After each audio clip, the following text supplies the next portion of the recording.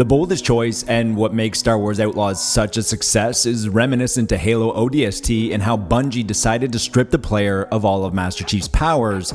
An intimate story and a small-scale setting set within a grand universe created a cult hit. Star Wars Outlaws does the same thing by creating a game without Jedi powers and instead creates a more grounded experience that allows the player to become more invested and more immersed in this world. Star Wars Outlaws does what every Star Wars fan has ever wanted and allows the player to just exist in this galaxy. Before jumping in, we just wanted to take a quick second to talk about our 2024 goal, which is to hit 15,000 subscribers. If you're unfamiliar, we're trying to cultivate a positive environment free from negativity and toxicity. If you want to be part of it, subscribe, leave a constructive comment, and if you enjoy the video, leave a like before you leave. Unlike a lot of recent use of Star Wars IP that is more style over substance, Star Wars Outlaws is the exact opposite. The already great open world blueprint that Ubisoft have become known for is the substance that gets bolstered with style thanks to the use of the Star Wars IP. It's a great story on its own that just happens to take place in a galaxy far, far away.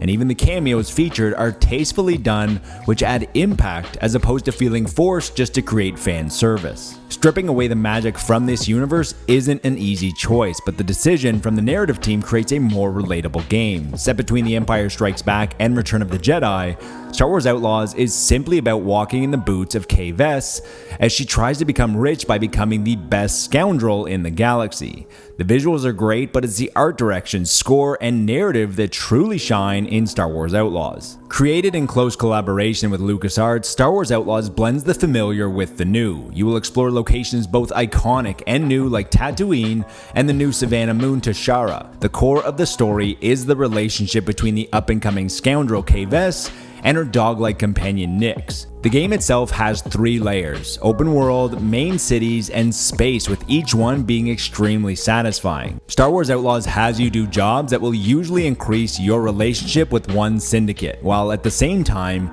deteriorating your relationship with another. On a gameplay level, most missions are a blend of stealth and blasters depending on how you want to approach them. It's usually stealth on the way in and blast your way out, or at least that was our experience. During missions is when you fully realize that Nix is much more than just a cute sidekick, as the stealth element of the game is dependent on utilizing Nix to the fullest. He can sneak into a vent to get behind security doors to deactivate them, he can set traps on alarm panels, and he can even distract and attack enemies to help Kay get the drop. Aside from Nix, the other crucial element to sneaking around was with the 2 different lockpicking games which kept their initial appeal until the very end. One is a hacking game that operates similar to Wordle, the other one is using your data spike to unlock doors and chests, which is based on a rhythm game where you have to hit the buttons at the same time as the beat. Star Wars Outlaws also features skill trees in a very unique way. Once you discover the expert, you will need to do certain criteria to unlock new skills. Achieving the criteria to unlock a new skill usually has you playing the game differently than you might normally,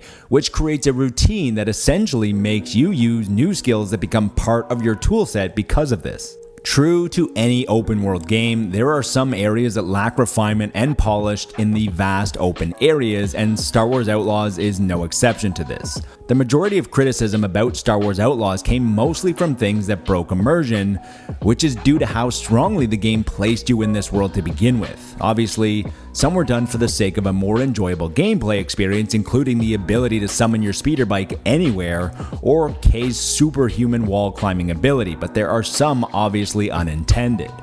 The world doesn't feel completely designed for the speeder bike in mind, as there are lots of obstacles that will send you flying from your bike.